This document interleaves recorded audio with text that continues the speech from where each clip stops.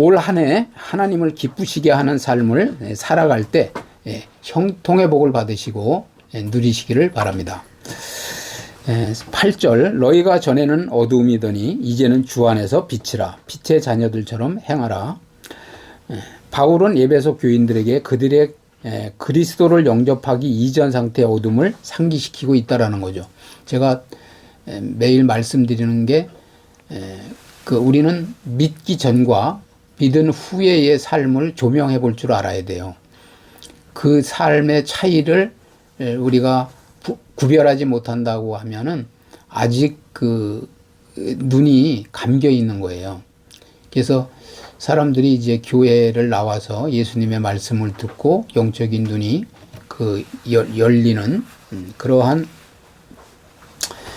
상태가 돼야 되는데 그걸 모르니까 그냥 뭐가 나에게 정말 소중한 건지 그리고 내가 어떤 복을 받았는지 그걸 모른다라는 거죠. 그래서 여러분들이 이제 눈이 열렸다라고 하는 것은 믿지 않는 분들의 삶을 조명해 볼 수 있어야 돼요. 빛과 어둠을 우리가 삶 속에서 느껴야 된다는 거죠. 어둠에 속한 삶이 어떤 거고 그 다음에 빛에 속한 삶이 어떤 건지를 알아야 된다라는 거예요. 그래서 그들은 과거의 죄로 인하여 그죠? 아담의 죄로 인하여서 죽을 수밖에 없었던 불신앙 상태에 있었다라는 거죠. 그리고 공중권세 잡은 자의 추종자였다라는 거예요. 공중권세 그죠? 사탄 마귀가 공중권세를 잡고 우리를 지옥으로 다 이끌어가는 거예요. 그러나 이제는 참빛이신 예수 그리스도 그죠? 예수 그리스도로 말미암아서 어둠의 권세로부터 건져냄을 받았다라는 거죠. 그럼 나쁘게 말씀드리면 쉽게 설명을 드리자면 어둠의 세력이 흑암이 그 사람의 삶을 딱 감싸서 그냥 운명과 사주와 팔자와 저주에 묶어서 그렇게 살아가게 어디를 봐도 동서남북 어디를 보아도 빠져나갈 구멍이 없이 그렇게 붙들고 저주 속으로 끌고 가는 존재에서 하나님께서 우리를 사셨다는 거예요. 피값을 주고 사셨다는 거예요. 예수 그리스도께서. 그래서 어둠의 권세로부터 우리를 건져내서 빛의 자녀가 되었다라는 거죠. 우리가 빛의 자녀가 되었다면 2025년을 살아가면서 내가 빛의 자녀로서의 어떠한 삶을 살아야 되나, 그죠? 그래서 우리는 어둠의 권세로부터 건져냄을 받았다면 빛의 자녀답게 살아가야 된다라는 거죠. 그러기에 에베소 교인들은 이제 세상의 빛으로서 참빛이신 그리스도를 그들의 삶 가운데 드러내야만 한다라는 거예요. 우리는 하나님의 자녀가 됐잖아요. 그러면 하나님의 빛을 드러내야 돼. 빛을.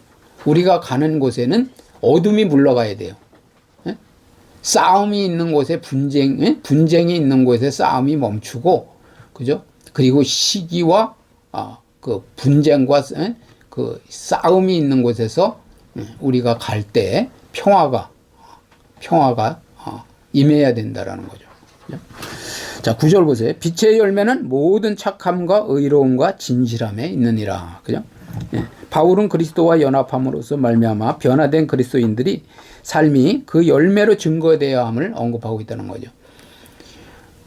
우리가 수도 없이 말씀드리지만 빛의 자녀가 되었다라면 빛의 열매가 맺어져야 돼요.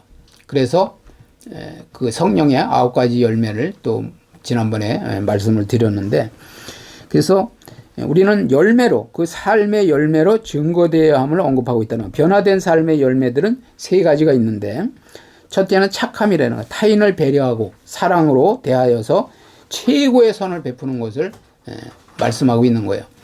우리가 그냥 세상에서 어떤 예수님을 믿지 않는 그러한 사람들이 그냥 선을 행하는 선을 얘기하는 게 아니에요. 하나님을 알고, 그죠? 하나님께서 주신 그 선한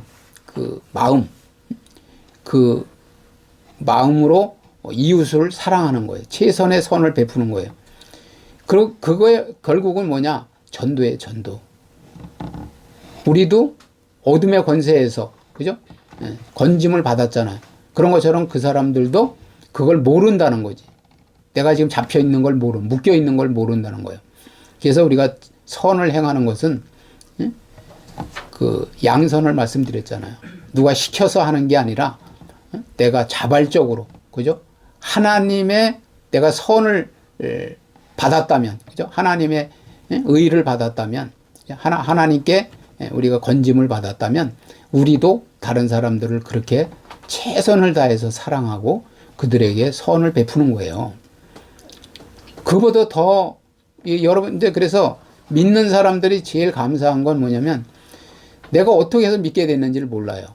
그런데 주변 사람들이 기도했다는 거예요. 눈물을 흘려가면서 나를 위해서 기도했다. 우리를 위해서 기도한 거예요. 그리고 기회가 있을 때마다 예수님을 믿도록 계속 권면하고 그렇게 했다라는 거죠. 그게 착함이에요. 착함. 그게 선함이란 말이에요. 최고의 선이에요. 그래서 여기 보면 착함, 그 다음에 의로움, 하나님과 사람에 대한 자신의 의무를 이행하는 공정하고 올바른 행위를 의미한다라는 거죠. 그죠?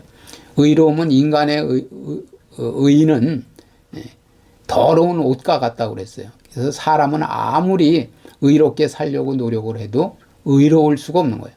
의로운 삶을 살 수가 없어요. 인간 스스로 의로워질 수 있었다면 예수님이 십자가에 죽으실 이유가 없죠. 그죠? 그렇기 때문에 우리를 의롭게 하시기 위해서. 그래서 그렇게 우리를 의로운 존재로 또 구해 주시고 또 우리에게 의를 덧입혀 주셨다면 우리도 하나님과 사람 앞에 그러한 공정한 그러한 의를 행해야 된다라는 거죠. 그리고 진실함, 그죠? 말과 행위에 있어서 순수하고 정직함을 의미한다라는 거죠. 신앙에서 가장 하나님이 기뻐하시는 삶이 뭐냐면 정직한 거예요. 정직한 거. 그리고 여러분들도 그 신앙생활에서 가장 파워가 있는 때가 언제냐? 결국은 속이지 않는 때예요. 속이지 않는. 아무리 교묘한 말로 그냥 그럴듯한 또 어떤 이유를 대고 내가 이러한 이유 때문에 거짓말, 그걸 그 착한 거짓말이라고 하잖아요. 착한 거짓말로 이렇게 포장을 해서 그때는 그럴 수밖에 없었다고 하더라도 그것은 절대 잘못된 거예요. 우리는 하나님께서 우리에게 그 베풀어 주신 그 공정함을 가지고 진실해야 된다는 거예요. 진실. 그래서 기도할 때도 진실하게, 그죠? 하나님을 대할 때도 진실해야 돼요. 내가 정말 2025년도 하나님을 기쁘시게 하는 자로 살아가겠다고 다짐을 할 수도 있고 결단을 할 수도 있어요. 그런데 정말 정직해야 된다는 거죠. 정직. 그죠? 하나님과 나는 안다라는 거예요. 내가 정말 정직한 삶을 살았나. 그래서 그 사람의 신분이나 그런 지위 고하를 막론하고 정직하지 못한 사람은 하나님이 안 쓰세요. 하나님이 쓰시는 사람은 정직해야 된다니까. 그래서 이 성품은 하나님과의 관계에서 비롯된 내면적인 변화라는 거죠. 내면적인 변화. 사단은 속이는 자예요. 속이는 자. 아담과 하와에게 와서 교묘한 말로 거짓말을 함으로써 아담과 하와를 깨어서 결국은 저주에 빠지게 만들었잖아요. 그죠? 그런 것처럼 우리가 사단의 속성을 가졌다면, 어둠의 속성을 가졌다면은 우리가 그런 정직하지를 못한 거예요. 그런데 진실은 밝혀지게 돼 있어요. 당정은 어떤 모함을 받고 그럴 수 있지만은 나중에는 다 진실은 밝혀져요. 그렇기 때문에 우리는 하나님 앞에 진실해야 된다는 진실. 그래서 오늘 빛의 열매는 모든 착함과 의로움과 진실함이다. 이렇게 말씀하고 있는 거예요. 주를 기쁘시게 할 것이 무엇인가 시험하여 보라. 그죠? 시험하여 보라는 것은 확증하라는 거예요. 확증. 증거하라는 거죠. 증거해 보라는 거예요. 그리스도인들이 하나님을 기쁘시게 하려면 구체적으로 어떻게 살아가야 하는지를 알아보라는 거죠. 그죠? 1년 동안에 여러분들이 그러한 계속 질문을 하셔야 돼요. 하나님을 기쁘시게 하는 삶이 어떤 삶인가를 알려달라고. 그죠? 그래서, 실제로 하나님이 기뻐하시는 일들을 찾아내야 돼. 찾아내. 그죠? 성경에는 이것이, 그 하나님의 뜻이니라. 이렇게 성경에 기록되어 있으면서 하나님께서 이러한 자들을 기뻐하신다 하는 말씀이 많이 있잖아요. 그죠? 그런 말씀을 통해서 여러분들이 하나님의 뜻을 계속 찾아내야 돼. 끝도 없이 찾아내야 돼요. 그래서 어둠에 속한 자처럼 살아가지 말고, 그리고 하나님의 그 절대 주권 앞에 또 우리가 하나님의 기뻐하는 그런 기뻐하시는 일들을 하나하나 찾아서 기록하고 메모하면서 그것을 실천하는 삶이 되어야 된다는 거죠. 그리스도인은 자신들의 모든 행위가 하나님의 선하신 뜻에 일치할 수 있도록 해야 한다는 거예요. 그죠? 로마서 12장 2절에도 그렇게 말씀하고 있잖아요. 너희들은 이 세대를 본받지 말라는 거예요. 그죠? 그리고 하나님의 기뻐하시고 온전하신 뜻이 무엇인지 스스로 찾아서 그대로 우리의 몸을 산 제사로 드려야 된다는 거죠. 죽은 제사가 아니라, 그죠? 하나님도 살아계시고 우리도 살았다면은 그 서로 교통이 이루어져야 된다는 거예요. 교감이 이루어져야 된다는 거예요. 그래서 하나님이 말씀하실 때 듣고 거기에 반응을 해야 된다는 거죠. 자, 11절 보세요. 너희는 열매 없는 어둠의 일에 참여하지 말고 도리어 책망하라. 그죠? 빛의 자녀들은 빛의 열매를 맺어야 할 뿐만 아니라 열매를 맺지 못하는 어둠에 참여하지 말아야 된다는 거죠. 그죠? 네. 여기서 어둠은 악과 죄를 상징합니다. 이게 참 어려운 일이에요. 어려운 일이라고. 사람의 뭐가 문제냐면 인정에 끌려, 인정에. 그래도 당신과 나와 맺어온 관계가 몇 년인데, 몇십 년인데, 그렇게 유혹을 한다는 말이죠. 그런데 그러면서 결국은 우리를 죄를 짓게 할 수 있다라는 거예요. 이런 거 정도는 다, 하나님도 눈 감아 주실 거예요. 이해하실 거예요. 이러면서. 그럴 수 있다라는 거예요. 그래서, 열매를 맺어야 할 뿐만 아니라 열매를 맺지 못하는 어둠에 참여하지 말아야 된다는 거예요. 그죠? 그런 악은 모양이라도 버리라고 그러잖아요. 모양도 버려야 돼. 그죠? 네. 악한 것은 생각도 말아야 된다라는 거예요. 하나님이 싫어하는 거는. 그래서 여기서 어둠은 악과 죄를 상징한다는, 악과 죄. 그죠? 뭐가 죄인지를 우리가 깨달아야 돼요. 아담과 하와도 그게 죄인 줄 쓰면 그걸로 인해서 하나님의 저주를 받을 수 있는, 저주에 처해질 수 있는 그런 상태에 있는 줄 알았다면 안 먹었겠죠. 그죠? 죄가 뭔지를 몰랐다는 거예요. 알고도 또 행치를 못했다라는 거죠. 그래서 여기서 어둠은 악과 죄를 상징하고 그리스도의 빛과 반대되는 존재라는 거죠. 우리는 빛의 자녀란 말이에요. 빛의 자녀. 그렇다면 어둠의 일을 물리쳐야 돼요. 어둠의 일을 싹 잘라버려야 된다는 거예요. 거기에는 전혀 동조하지 말아야 돼. 그리스도인들은 단순히 참여하지 않는 것에 그치지 않고 적극적으로 그러한 어둠의 일을 드러내고 책망해야 될 책임이 있다고 말씀하시는 거예요. 우리는 죄는 죄다. 그죠? 어둠의 일이다. 잘못된 건 잘못된 거다. 그죠? 악에 속한 거다라는 것을 분명하게 선을 긋고 거기에서 우리는 동조하지 말아야 된다라는 거죠. 그들이 은밀히 행하는 것들은 말하기도 부끄러운 것들이라. 그죠? 그들은 성적으로 방탕하면서 탐욕이 가득하여서 우상숭배죄를 범하였다라는 거죠. 그죠? 은밀히 행하는 그 뜻은 어둠에 속한 자들의 행위가 심히 수치스럽고 혐오스러운 것을 암시한다라는 거죠. 그죠? 대개 죄를 짓고 악에 속한 사람들은 숨어서 해요. 숨어서.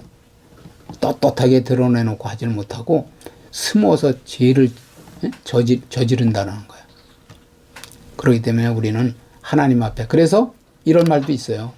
정말 그 사람의 본심을 알아보려면 혼자 있을 때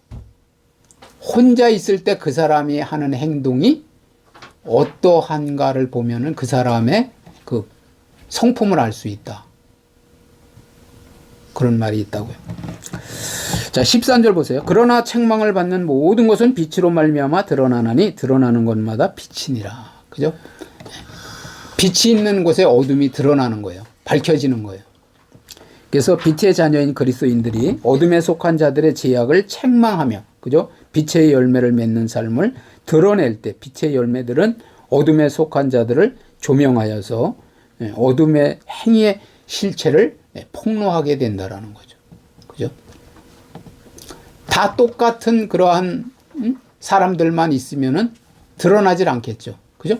근데 우리가 빛의 자녀가 어둠의 일에 어둠의 일이 벌어지고 있는데 가서 거기에서 비칠 때 드러난다라는 거예요. 빛은 어둠을 밝히는 그러한 역할을 한다라는 거죠. 그죠?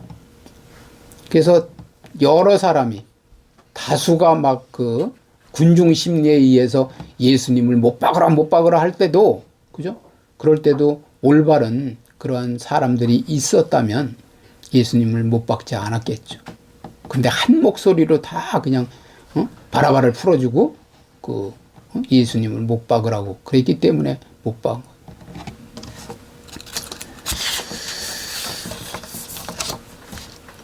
자, 빛의 자녀들은 그들의 삶 속에서 맺는 열매를 통해서 어둠에 속한 자의 죄악을 드러냄으로써 어둠에 속한 자들로 하여금 자신들의 행위와 실체를 보게 하고 빛에 대해 응답하게 한다라는 거죠. 그죠?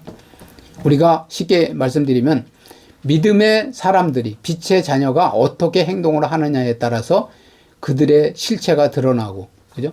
그리고 그들이 빛의 자녀의 속성을 따라서 예수님을 영접하고 받아들이고 믿게 된다라는 거예요. 우리가 어떠한 삶을 사는가에 따라서. 14절 보세요. 그러므로 이르시기를 잠자는 자여 깨어서 죽은 자들 가운데서 일어나라. 그죠? 우리가 다 깨어 있는 것 같지만 깨어 있지 못한 경우가 너무 많다라는 거예요. 다른 거에 대해서는 내가 이 인생을 살아가는 데 있어서 어떤 먹는 거, 마시는 거, 이런 부분에 대해서는, 쾌락이나 이런 부분에 대해서는 그냥 머리가 잘 돌아가요. 그런데 하나님의 뜻을 깨닫는 데는 그냥 잠자고 있는 거예요. 죽어 있는 거나 마찬가지라는 거죠. 그죠? 그래서 영적으로 무관심한 상태, 영적으로 민감해야 된다 그랬죠. 그런 무관심한 상태에서 벗어나서 깨어 있어야 한다는 거예요. 그래서 너희 대적 마귀가 우는 사자와 같이 두루다니며 삼킬 자를 찾는다고 그러잖아요. 우리는 내가 사단 마귀의 밥이 되고 있지 않은지 생각해 봐야 된다는 거예요. 그래서 깨어있는 삶이 얼마나 중요한지를 강조하는 것으로 신앙을 소홀히 하지 말고, 그죠? 하나님께서 주시는 경각심을 잃지 말라는 거죠. 깨어라 그럴 때 정말 내가 기도로 깨고 말씀을 읽고 또 듣고 깨달음으로써 깨어서, 그죠? 눈 뜨고 있다고 깨어 있는 게 아니에요. 하나님의 음성을 듣고 인도를 받고, 그죠? 그리고 하나님의 뜻대로 한 가지 한 가지 실천하면서 어둠의 세력을 물리치고, 그죠? 빛의 자녀의 역할을 감당할 때 우리가 깨어 있는 거라는 거죠. 그리스도 안에서 믿음을 가진 자는 더 이상 죽은 자들과 같지 않다라는 거예요. 그죠? 네. 죽은 자는 반응이 없는 거죠. 그죠? 무덤에 가서 그러잖아. 아무리 욕을 하고, 무덤에 가서 그냥 아무리 난리를 친다고 무덤에 있는 그런 시체가 반응을 보입니까? 우리의 삶도 그렇다라는 거예요.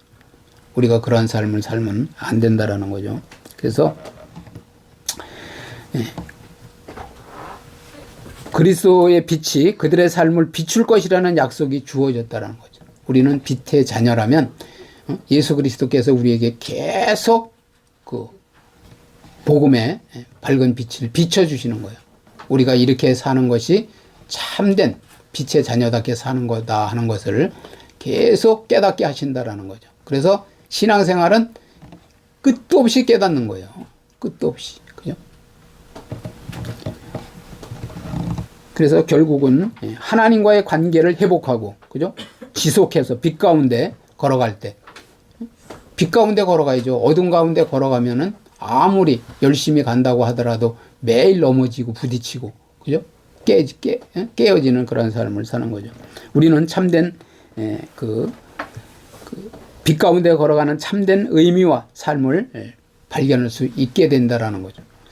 결론을 말씀드리면 참빛이신 예수 그리스도로 말미암아 어둠의 권세로부터 건짐을 우리가 받은 존재라면, 빛의 자녀가 되었다면 빛의 열매를 맺고, 그죠? 주를 기쁘시게 할 것이 무엇인가를 1년 12달 우리가 신앙생활을 마치는 그날까지 여러분들이 그 하나님을 기쁘시게 하는 것이 무엇인지를 찾아내고, 그죠? 찾아냈다면 또 그것을 실천하고, 그죠? 지속해서 빛 가운데 걸어가며 승리하는 저와 여러분 되시길 바랍니다. 아멘.